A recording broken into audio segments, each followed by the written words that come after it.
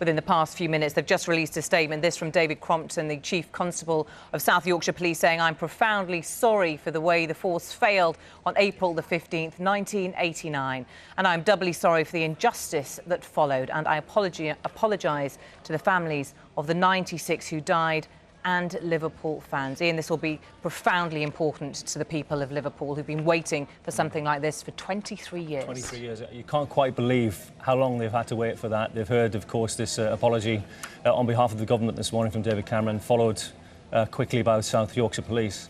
I mean, you have to say, having read as much of these statements, and clearly there are 400,000 of them, so you can only read or skim the top of them, but having read such compelling evidence that statements were changed at the time, and the South Yorkshire Police feeling was simply that they wanted to say that in times of hooliganism, that this was about fans, it was about disorder, it was about fans turning up drunk. That is a myth that today, finally, 23 years on, has been exploded, and hugely as well. If we have a look here, a little bit further down, if I can just highlight here, this is a police constable, John Hood, was critical of sergeants and inspectors, and the following was deleted from his original statement. This is a further example.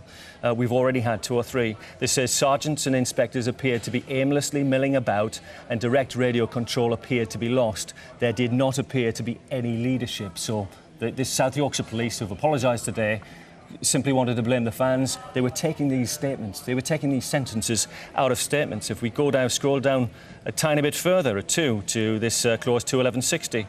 Police Constable Maxwell Groom's observation that the control room seemed to have been hit by some sort of paralysis was deleted.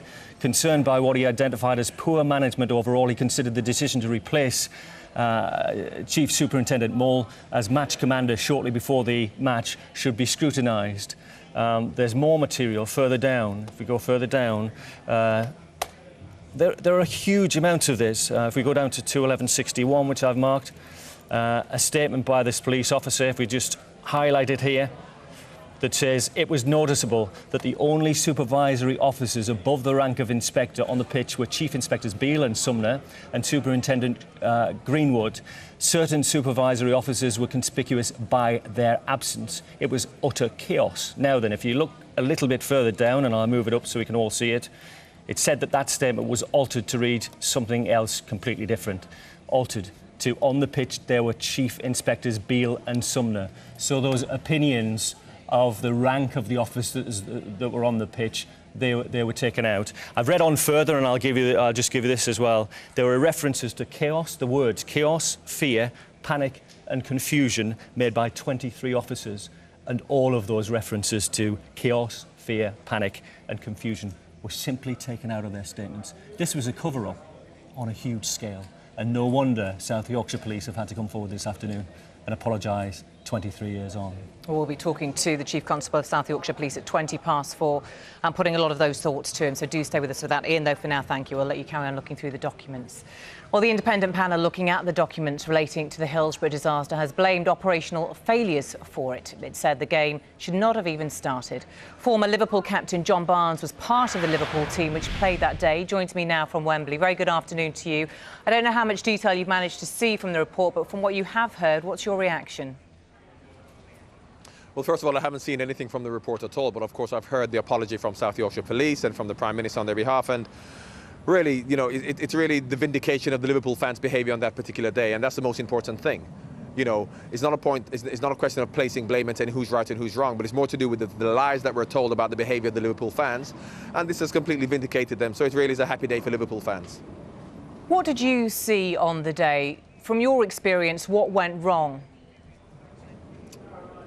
Well, of course, from a playing perspective, we don't know the ramifications of what's going on outside the stadiums. In many respects, a lot of it happened while the game was actually going on in the first 5 minutes, so we didn't actually see what was going on at the time. All we knew is that we had to come off the field at the time because there were people coming onto the field, and at that particular time, at first we thought it was a pitch invasion, but then of course fans were then saying, you know, people are being killed, people are dying.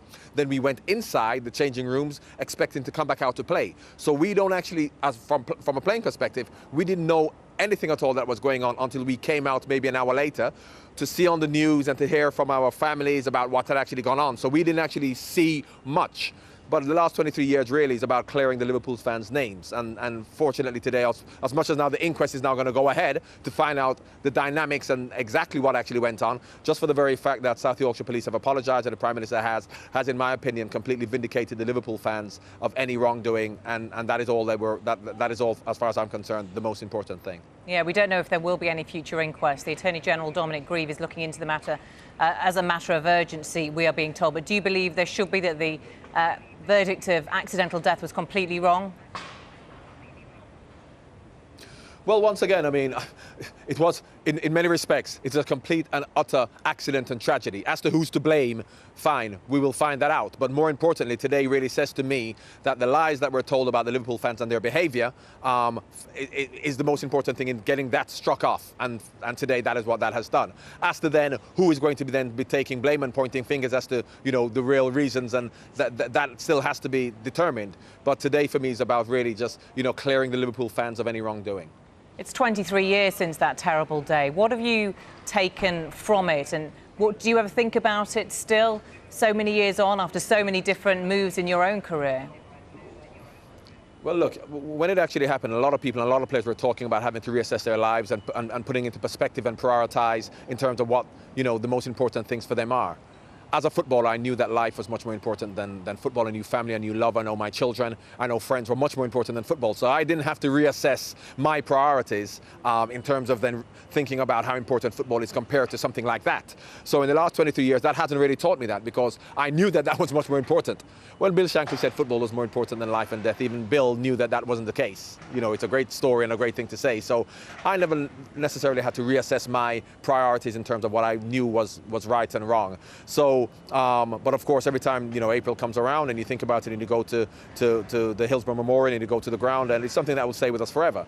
But in terms of the way I view life and death, you know, I didn't have to reassess that. How important do you think today is in this report for Liverpool fans? Well, it's very important, because it's a horrible thing to have hanging over you that, you know, not that you may have caused the death of 96 fans when you know that not to be the case.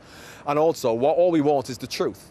You know, and now that the truth, of course, the dynamics of the truth will then come out, but the truth that you had nothing to do with the death, you weren't drunk, you weren't fighting, you weren't hooligans, and some of the horrible stories that came out about the behaviour of Liverpool fans, you needed that to be cleared up, and today that has been cleared up.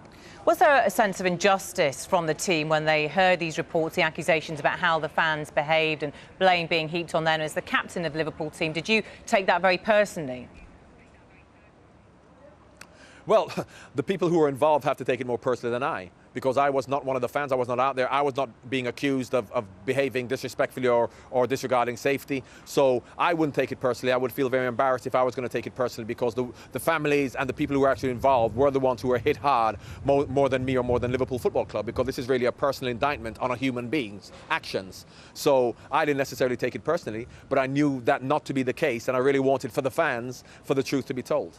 Yeah, we've heard that South Yorkshire Police have apologised for their actions and for the cover-up that followed over these recent years of 23 years. But we've also heard from today's report, you said you haven't heard much detail, well, South Yorkshire Ambulance Service were also involved in a cover-up over their failings. I guess we might hear some response from them today, but does that shock you that the emergency services failed in such a spectacular fashion?